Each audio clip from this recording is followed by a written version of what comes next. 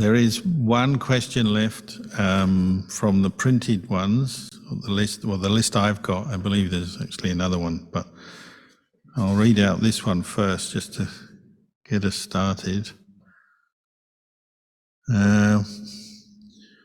This one says, when we honor the wishes of our loved ones in end-of-life decision to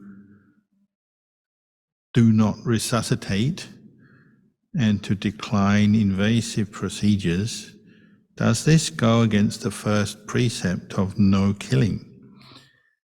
They have earlier mentioned that their wish is, that is their wish, and no resuscitation, but we had to articulate that decision on their behalf when they are unconscious.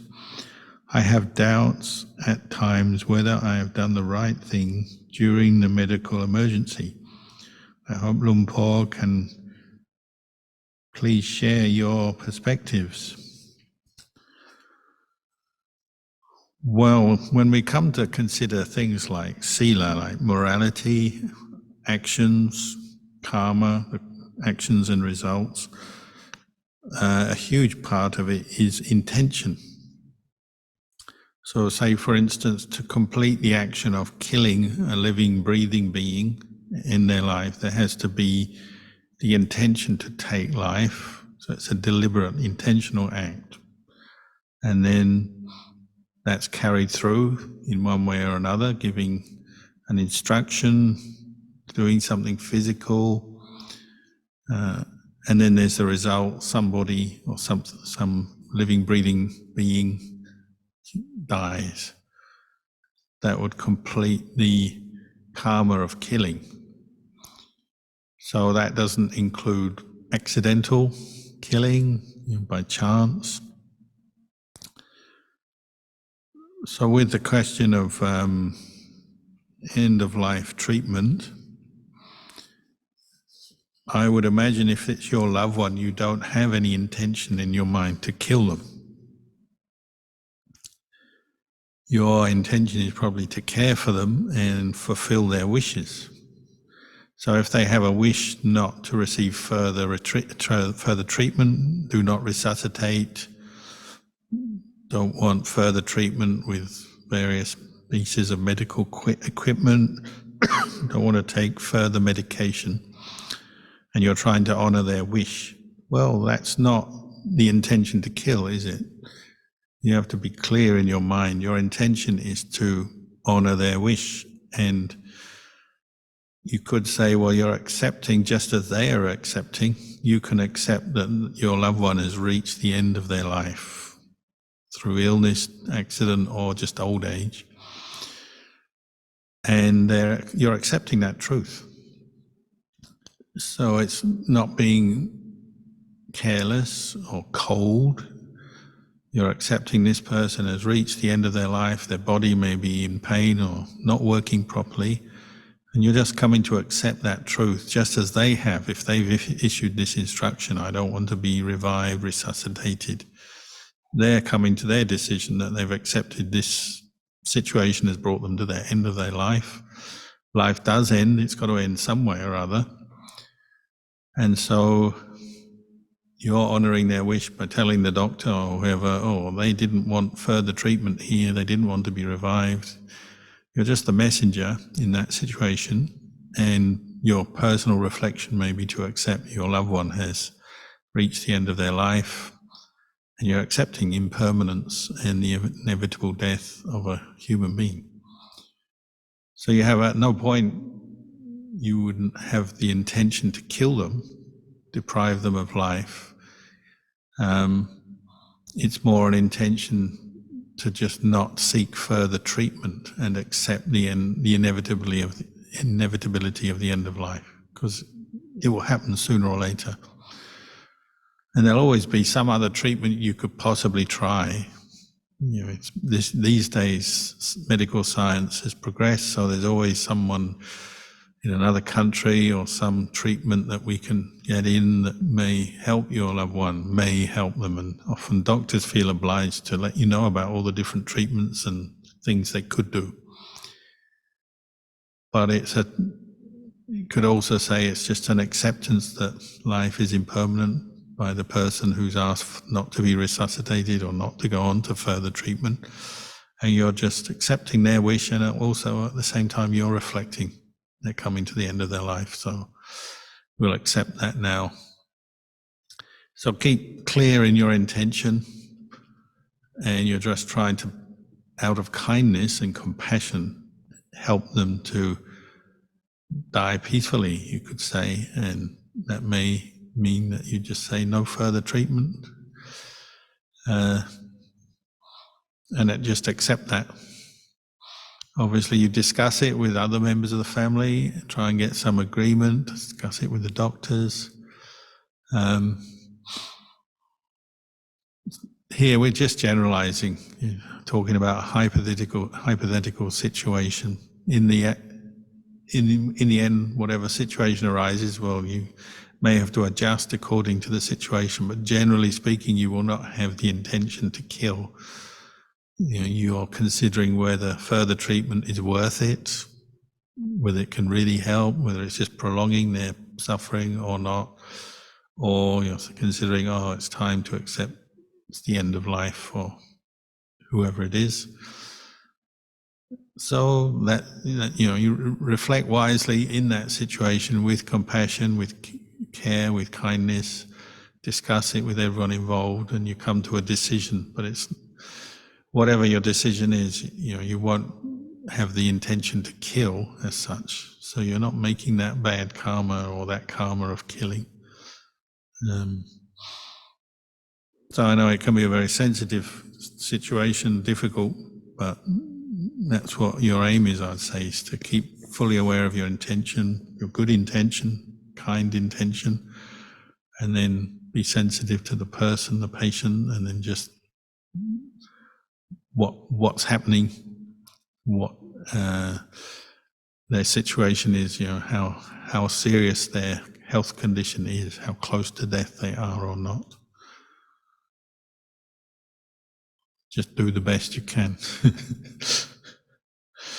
Monks will issue, some monks I know, they've barked instructions a few days before they die. They just said, don't bother taking me to the hospital, just throw me on a pile of logs and set fire to it and be done with it.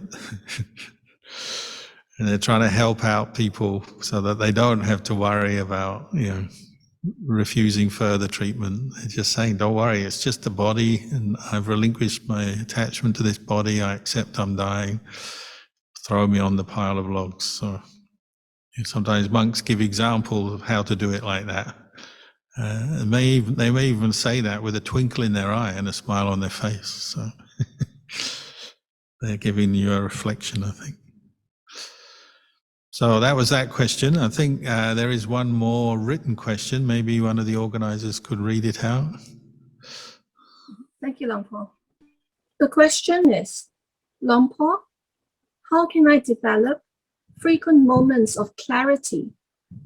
I practice 30 minutes a day and do not bring about much and that does not bring about much mental stability. It is only when I attend retreat like these and meditate for longer periods that I can cultivate mental stability. How can I make more progress in my daily practice, Luang Por? Well, number one, just keep doing what you're doing, because that in itself is an achievement, because there'll often be our own stubbornness and resistance to practice. So whatever regular practice you've achieved so far, just keep going. Try to center your practice around the upkeep of the 5 precepts, which sounds very ordinary, obvious, but particularly the speech precepts, not lying, then trying not to speak in a way that sets people apart, like gossip and tale-bearing, and try not to, when you lose your temper, speak harshly, insult someone. That is often harder than we think to keep that precept. So keep working on your precepts, 5 precepts, until they're just normal for you. Keep up your regular meditation, and if you are meditating, say 30 minutes a day, that's very good. Of course, you won't always be perfectly peaceful or mindful, but it's that effort in bringing up mindfulness in an intense way, say for 30 minutes, you're perhaps practicing mindfulness of breathing. And that's really good. That would definitely improve your level of mindfulness overall in your life. And one thing you'll find is that, say you meditate once a day, at other times in your day, you'll incline towards the breathing perhaps, just because you've got a few moments, or you're just sitting there and you go to the breath. Or if you're in a situation where you're stressed, you may turn to the breath deliberately, just for a few moments to calm yourself down, to relax. So you'll find there's all these kind of subtle knock-on effects. Even if you're only practicing meditation once a day, you'll be more aware of your actions, your speech, because of the commitment to the precepts. You'll be meditating, you become more mindful through your day, even if it's only sort of moments where you just have that turning your attention back on yourself, being more aware of what you're thinking, what you're feeling, what you're doing. And just find ways that stimulate you in a good way in the Dhamma. So listening to the Dhamma, talking about Dhamma-related issues with fellow Dhamma practitioners can help. Meeting teachers, Sangha, because that often boosts our practice. And just bringing up your own mindfulness in a day, you get into the habit of just asking yourself, what am I doing right now? Pausing if you can. I know sometimes we're busy and we can't pause, but if you can pause, just ask yourself, what am I doing now? Where am I going? What am I doing? What's happening right now?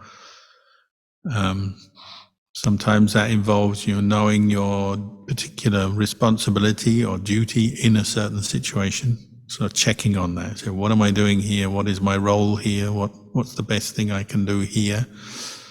Whatever way you word it for you, just to bring up some improved mindfulness in a situation. That's a habit, a mental habit you have to keep developing. The pause can come from taking a few moments just to follow the breath for a few moments. Breathe in, breathe out a few times, and then reflect what's happening here, what's coming up in my mind, how am I relating to the world around me. Maybe you're talking to someone, listening to someone, doing a job of work. So it's a really good way to bring mindfulness up more and more through your day. It's just ask yourself that question, what am I doing now? And just keep going. And of course, when you get the chance on a weekend or holiday time, maybe do some retreats. So if you do at least one retreat a year, but ideally even more than that, you'll find that you'll keep coming back to your practice, and you can get some accumulative effect from that. The last thing is, just reflecting on Dhamma from time to time. What is happiness? Where does happiness come from in life? What's important in life?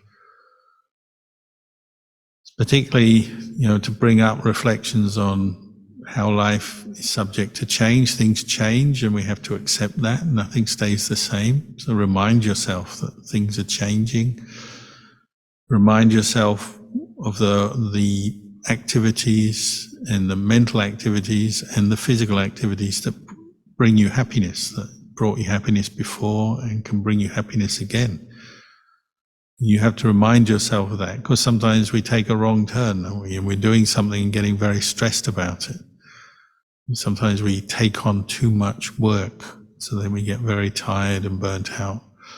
Sometimes we're blaming ourselves or others for things that really nobody needs to take the blame, because there may be, events have been out of everyone's control. There's no one to blame anyway. And you have to stop and realize that, don't you? So stopping and reflecting on experience from different angles using Dhamma teachings is really valuable. Or like someone earlier in the retreat asked, how can you gauge whether your practice is progressing or not? So you may not do that on a daily basis, but every few weeks or few months, sometimes you have to stop and say, what am I doing in my life? Which direction is my life going? Am I going closer to the Dhamma and freeing my mind from stress, or am I accumulating more stress and losing my way and getting more caught up in things and more unhappy and further away from the Dhamma? You take time to ask those kind of questions from time to time through your life. So asking questions and then answering yourself is a very good way to come back to the Dhamma and check on your practice.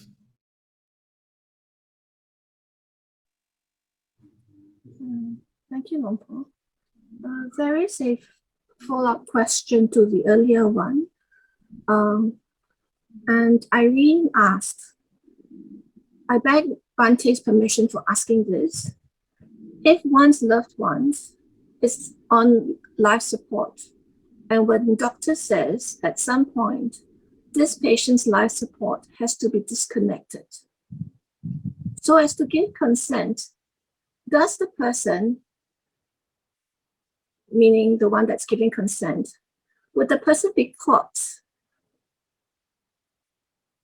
Would the person be caught committing anantariya karma if the patient is his or her parent? Thank you.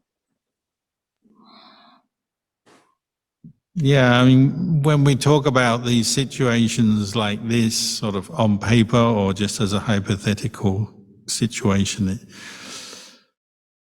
it's definitely not going to be exactly like you imagine if it ever happens, this situation. There's always going to be factors and things in the mix that you haven't thought of or we're not going to be able to describe now. So there is a lot of uncertainty around this, that we, whatever I say and whatever you decide now won't necessarily be exactly as we think. So you have to be ready for that, the uncertainty of it all. Because I've found one thing is if you practice the Dhamma regularly, that often stops difficult situations arising. Maybe before you've even got to that point where you have to say, do we turn the machine off or not? Because you've been practicing Dhamma, making good decisions, caring for your loved ones, looking after them, I think that's the best preparation for the end, is to do that. Practice the Dhamma, use the Dhamma in different, keep precepts, be kind, compassionate, be mindful around what you're doing for your loved ones, if you're caring for a parent, say. And that will be the best preparation and best way to avoid tricky situations. It's not an absolute guarantee, but it's a really good start. And then, as I said, keep awareness of your intention. Your intention is to help. You're helping your parents, you're supporting them, caring for them out of love. So no way in there is the intention to kill. So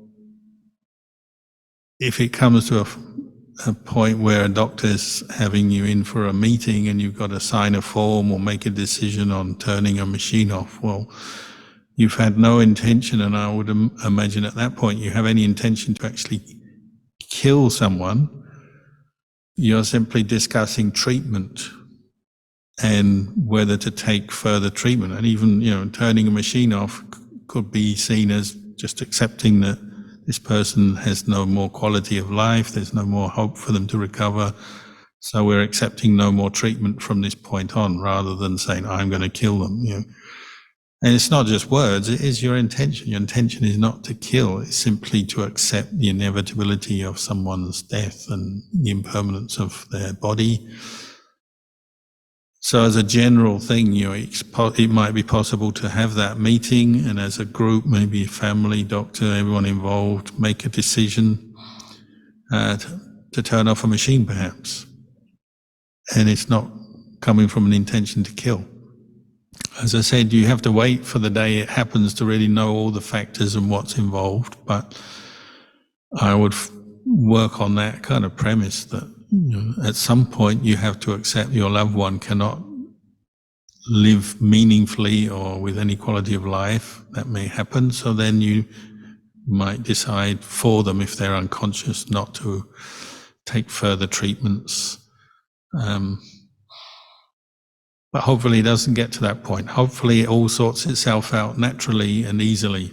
Because as I said, if you practice the Dhamma, that's my feeling, is that on a lot of occasions it will sort itself out quite readily and naturally without you having to agonize over some very difficult decision. Quite often the decision is made for you by events, by nature. So maybe trust in your practice, and that will help.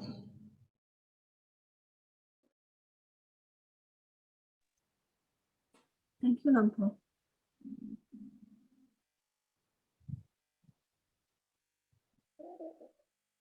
Do we have any more questions from the floor?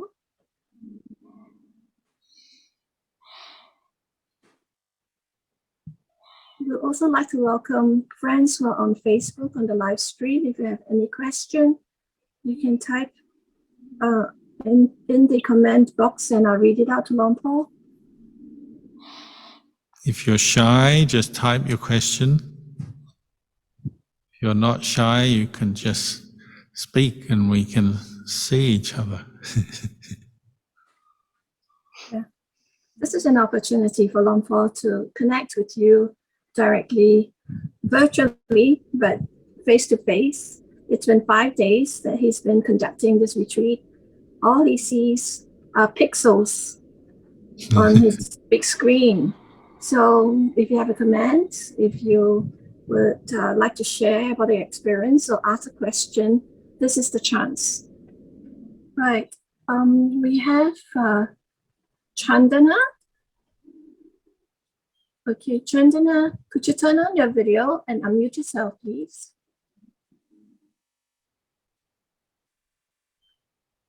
Yes, please go ahead.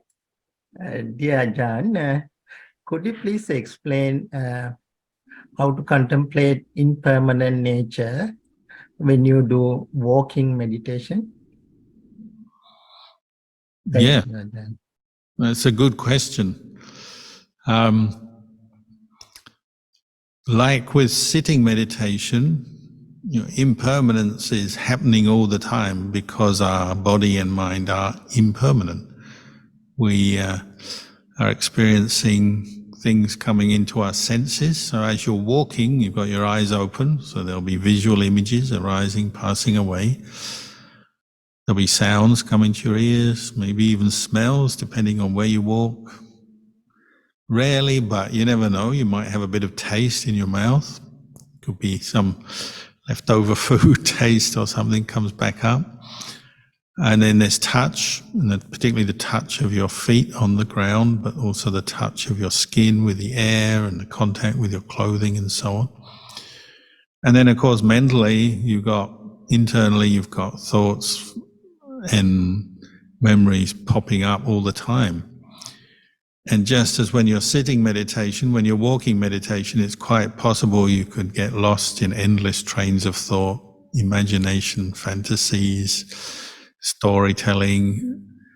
It's quite possible just because if you're walking back and forth, or even if you're walking in a continuous way, but in a fairly peaceful situation, your mind will start to wander quite easily.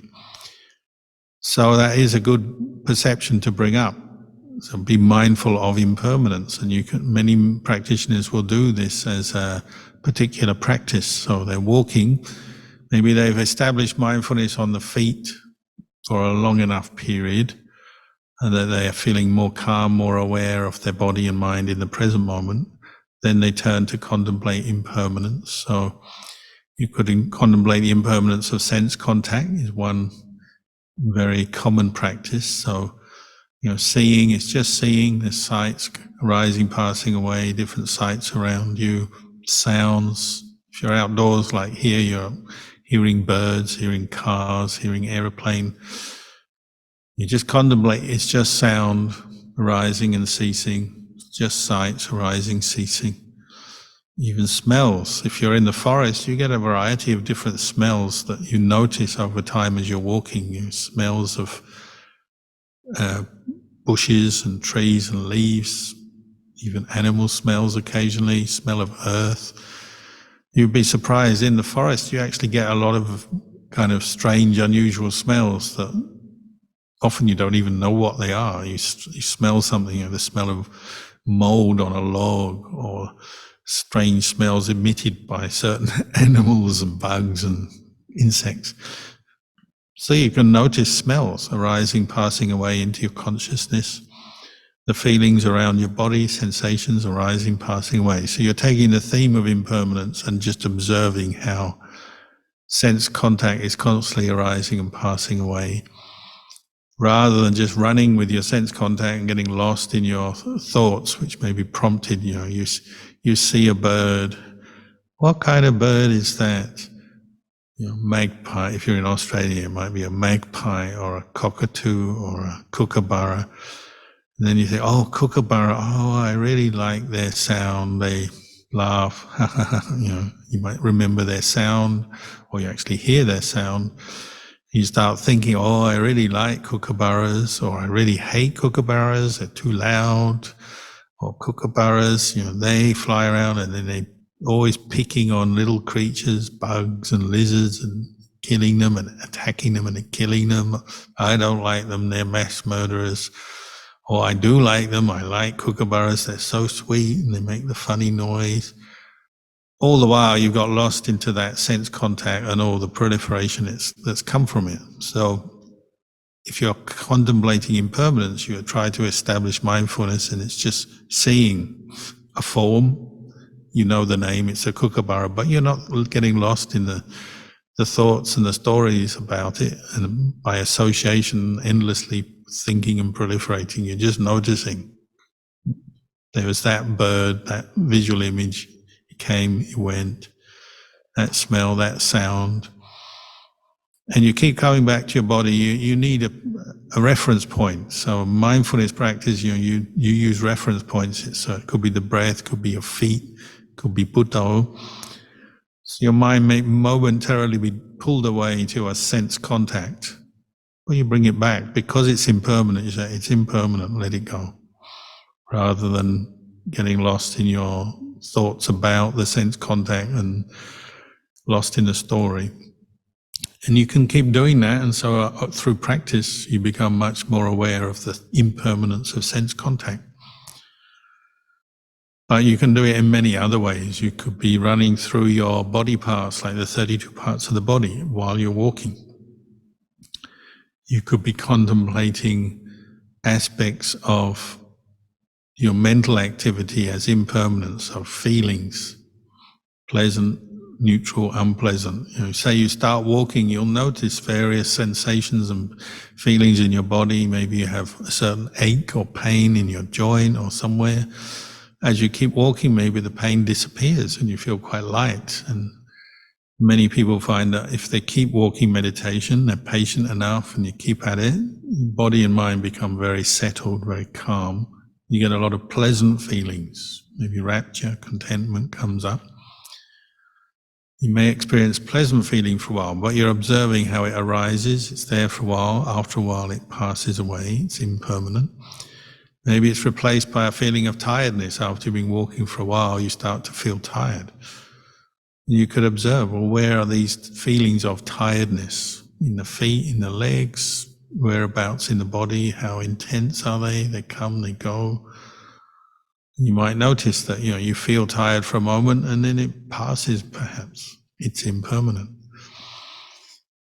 So there's many, many ways you can contemplate impermanence as you're walking, but you're bringing it up as a theme, observing, investigating your experience from the point of view it's impermanent, observing that in reality. So these are just a few examples how you could do it. Good. Thank you so much.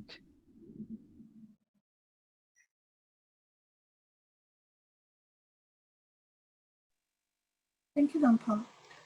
There is a question here, typewritten question from Richard Clark. Thank you, Longpo, for sharing the Dhamma. My question is, what is the relationship between mindfulness and awareness, especially their development in meditation and in daily life? Many thanks.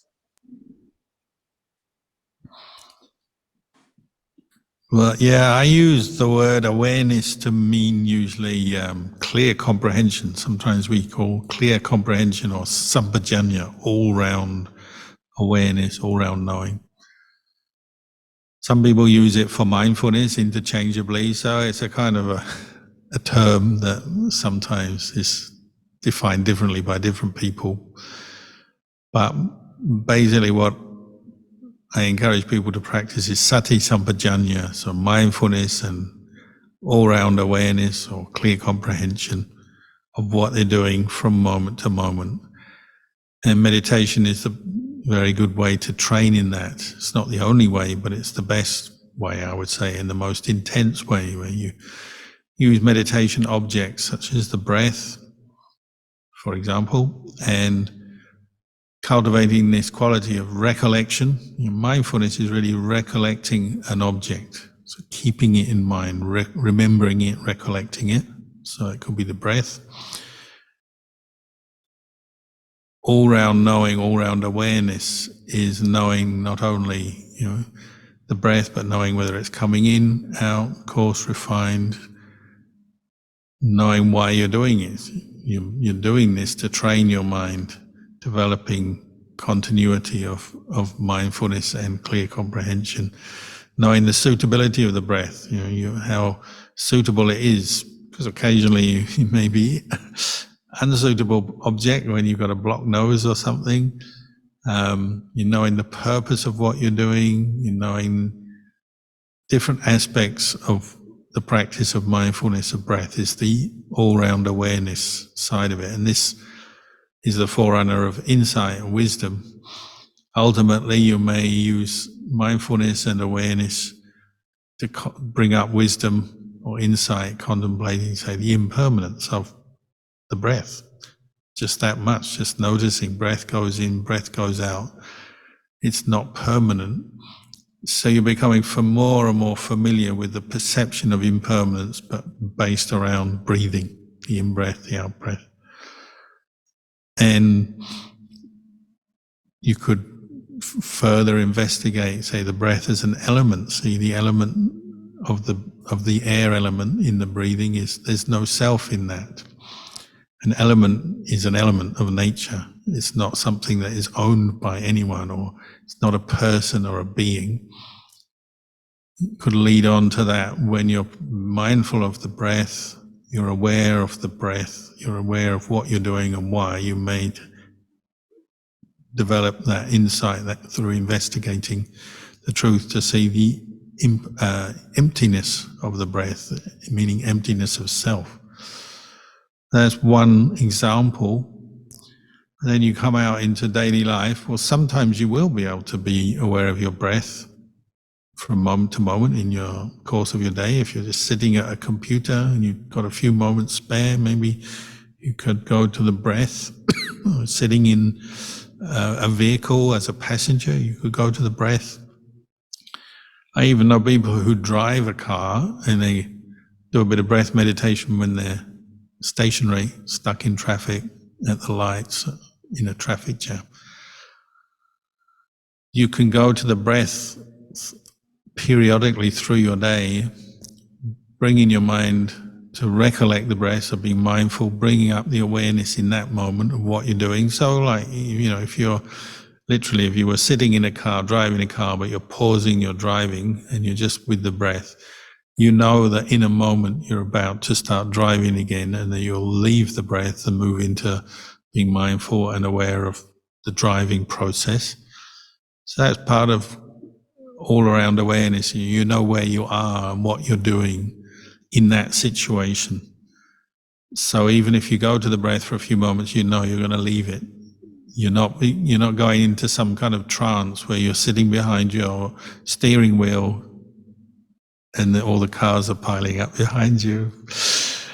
sounding their horns because you've gone into this kind of trance. You know, you're aware enough to know now is the time to start driving again. Or as Ajahn Chah said, you know, you're sitting there doing some mindfulness of breathing, you're aware of the breath going in, breath going out, you're aware of where you are, what you're doing, and if the house catches fire, you're aware enough that you get up and go and put the fire out, or run away, or whatever's appropriate, whatever the appropriate response is in that situation. So with mindfulness, you practice wisdom and clear comprehension to sort of make sure in that moment you're doing what's appropriate. You know what the task is, what the purpose of what you're doing is, and you're responding appropriately to whatever it is. So sometimes all you need to do is watch your breath, isn't it? That's all you need to do in a situation because there's nothing else for you to do. Other times the breath is the wrong thing to look at or be aware of, isn't it? Because you're maybe doing some other tricky task or demanding task. If you're chopping vegetables, you don't want to be absorbing into your breath because you lose your finger. So when you're chopping vegetables, that's where your mindfulness and your awareness is, perhaps. But even then, you're chopping vegetables with mindfulness, you can contemplate the impermanence of a vegetable that grew from a seed and it became a completed vegetable, you know, the fruit of some plant. Now you've got it in front of you and you're chopping it up and it will eventually get eaten. It's impermanent, and you can introduce those kinds of reflections because you're aware in that situation, you're calm, collected, mindful in that situation. You can also develop some insight on many levels. That's just one example. So mindfulness and awareness will support insight. You have to lead that, and sometimes you have to start investigating, questioning your experience as you're involved with it.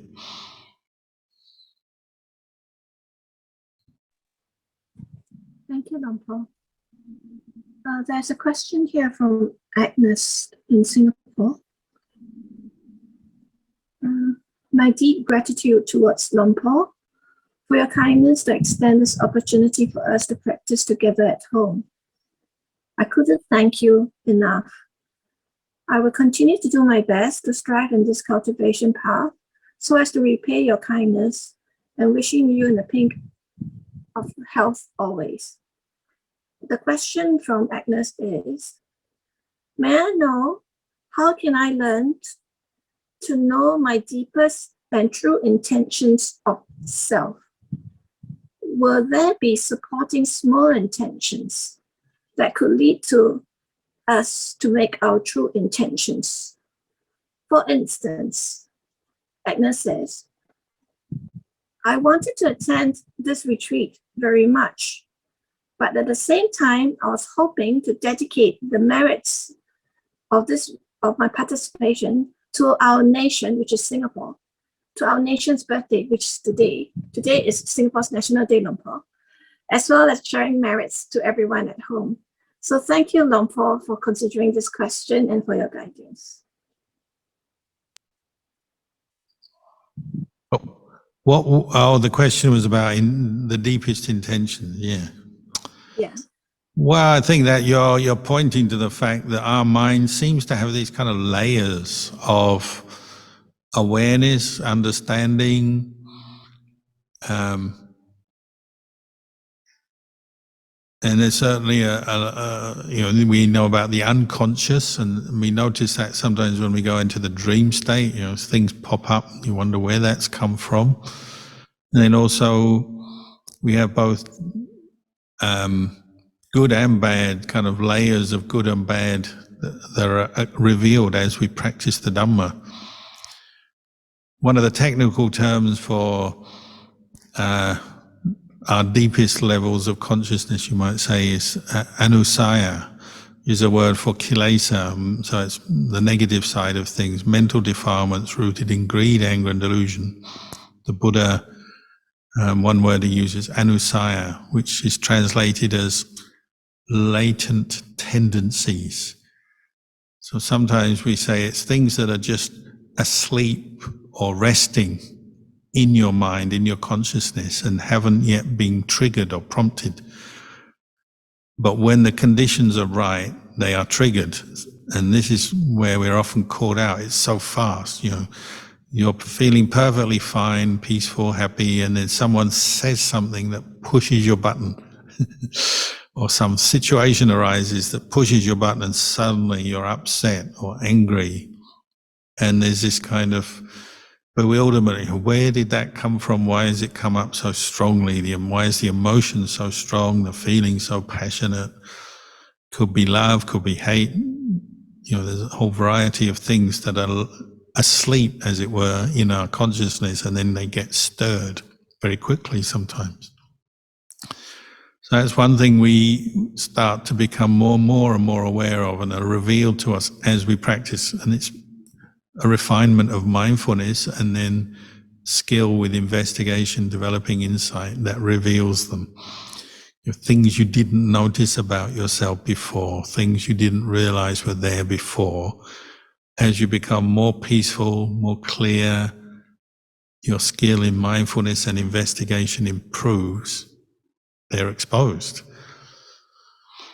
Sometimes situations arise that really shock us. Like probably the most obvious one, I would say, is something like somebody you are related to, live with, close to, they pass away. And people will get thrown by intense grief sometimes that they didn't realize they were so attached or that they would feel like this before. It's only when their loved one passes away, suddenly their heart is literally, feels pressure, feels depression is a very common one, just feels very unhappy. And it can be very overwhelming. It affects the way you think, the way you do things, sometimes at least for a few days, sometimes for months. People become kind of paralyzed. Occasionally it could be for the rest of their life. If it's someone you've been very close to and they've gone, it can be life-changing, and the person their personality seems to change a bit, and they become very, maybe introverted or very depressed or very kind of, their mind goes in on itself. That would be an extreme one, but it can be a milder version of that. And it's like, where did all this come from? And this is all the attachment that one has built up and invested in that relationship over the years. Suddenly it's exposed by the passing of a loved one. There's all kinds of things we've got hidden or buried in our consciousness. So as you practice mindfulness, things start to come up. Sometimes it's events that happened many years before that have actually been triggering guilt or anguish or fear or sadness many times that we missed. And then you're meditating and suddenly it comes up very clearly for the first time, and it can be quite confronting. But the idea is to keep practicing, making your mindfulness more continuous, stronger, more refined, and then investigate and be patient with it all, of course. Be patient with whatever you're facing, whatever comes up. But as you practice more, things will come up, and the idea, it's a kind of a detox, isn't it? Things bubble up either very quickly, like, you open the cork of a champagne bottle and it all comes out. I assume monks, we don't open champagne, so I don't really know, but just from what I've heard, you open a champagne bottle, it all bubbles out very quickly. So sometimes your own inner attachments and cravings come up very strong, quickly. Sometimes it's more of a dribble or, in a slow motion. Who knows? It depends on the kind of mental defilement that's bubbling up. But they will be coming up. Every practitioner has to face this. And you use the Dhamma that you're learning, the sila, the precepts, the mindfulness, the investigation of Dhamma, the insight meditation. You use these as tools to deal with these things that come up. And you're gradually allowing them to come up and letting go. So it's a kind of detox process. The idea being that, eventually your consciousness will be purified from all evil, unwholesome intentions. They'll be gone. They won't come up anymore. But you have to get to that point through the practice.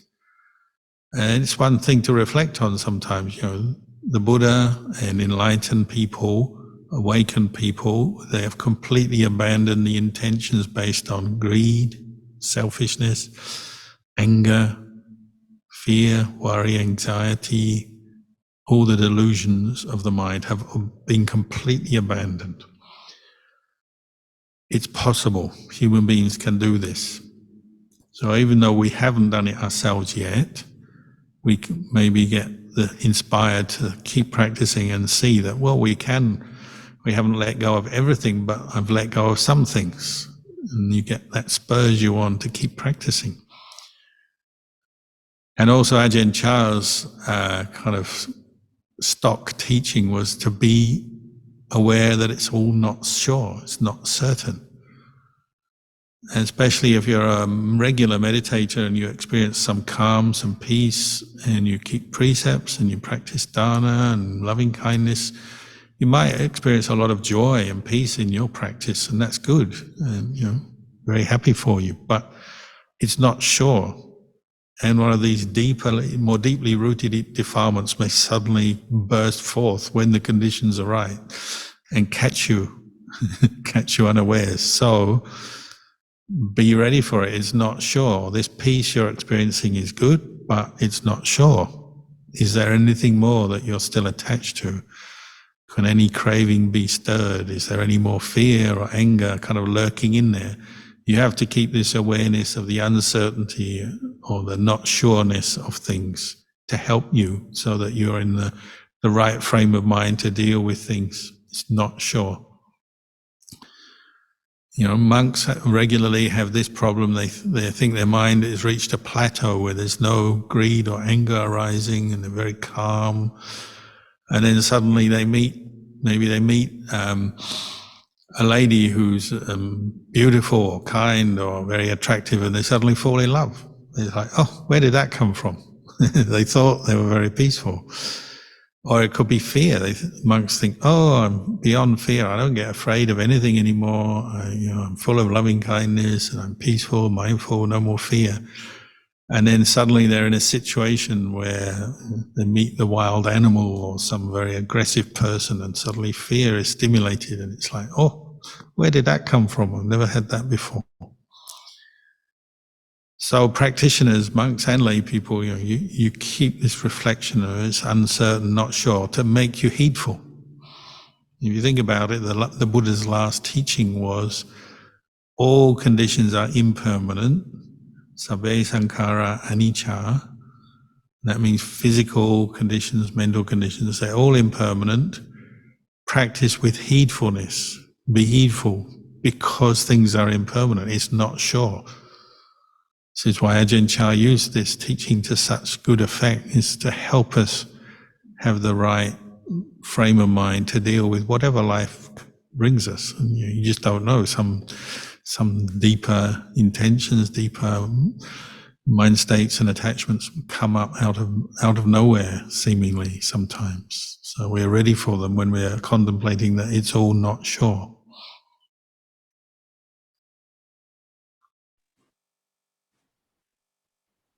Thank you, Lumpur. Can I invite you to unmute yourself and turn on your video, please? Thank you. Thank you, Lumpur, for your kind teachings. And also thanks to the organizing team for organizing this so well. Thank you. My question is about the practice of Buddho. Could Lumpur kindly explain the practice of Buddho in sitting and walking meditation? Thank you. Yes, well, it's a very traditional meditation object.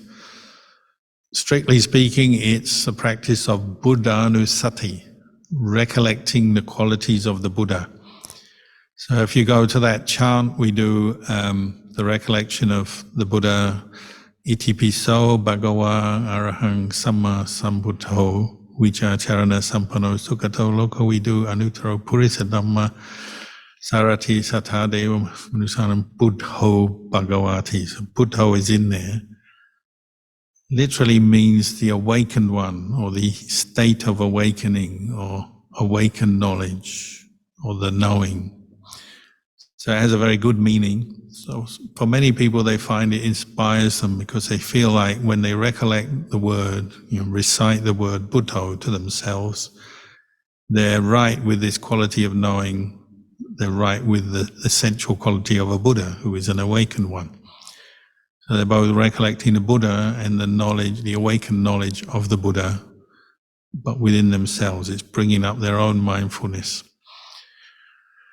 So many teachers, such as Luang Por Man and many other forest monks in northeast Thailand, have used Buddho over the years.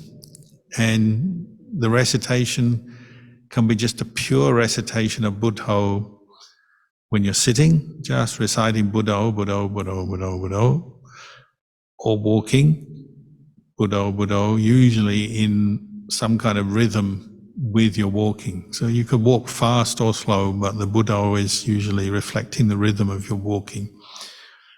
And it's said silently, or within your mind. You don't have to say it out loud.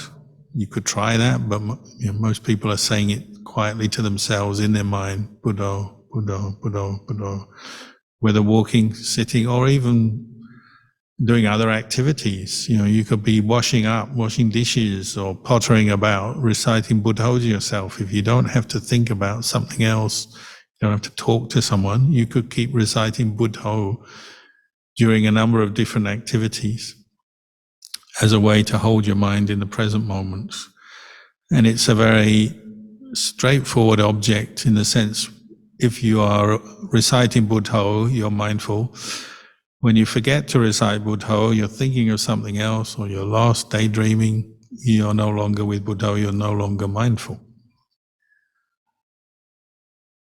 Ajahn Chah used to encourage people to try it in conjunction with the breathing, because the breath is also a very useful meditation object. So some people find the breath is a very subtle object to begin with. So the Buddho helps to anchor their mind to the breath with the recitation of Buddho at the same time. So breathe in, put, breathe out, to, put, to, put, to, put, to. So that's something to experiment with. Give it a go and see if you find it holds your attention. It has to bring out a sense of faith in the Buddha.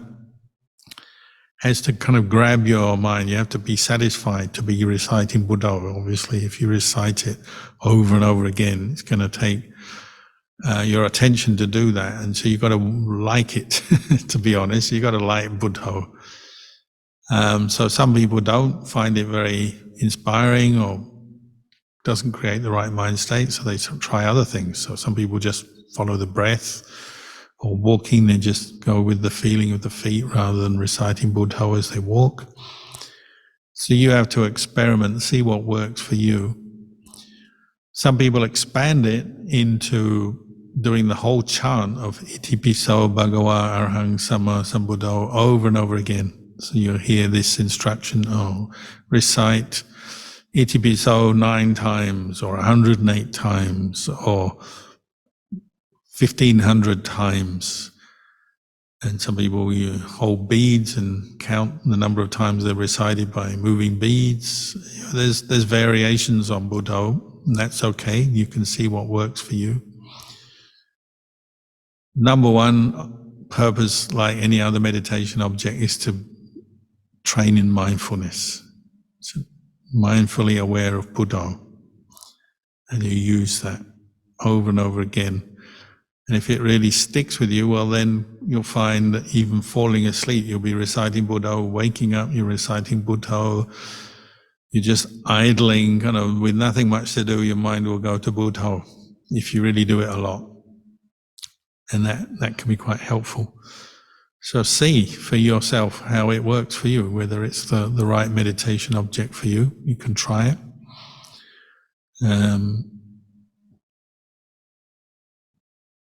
if it's really peaceful, your mind becomes very mindful continuously, and the factors of samadhi begin to arise. You may reach a point where the Buddho ends. You stop reciting it quite naturally. You can't recite anymore because your awareness has become so refined. Your mind unifies, and it's no longer appropriate to keep reciting Buddho. You're just with the quality of knowing. And your mind kind of merges into itself, into a central point, as it were.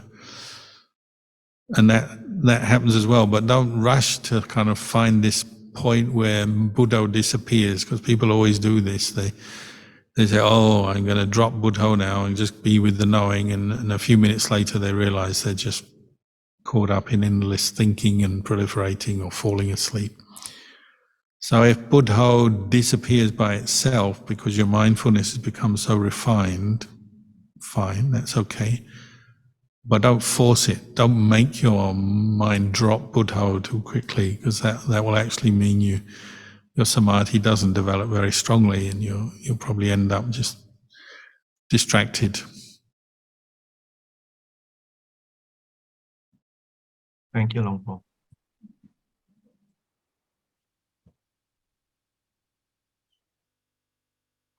Now, Paul, we come to the end of the Q&A session.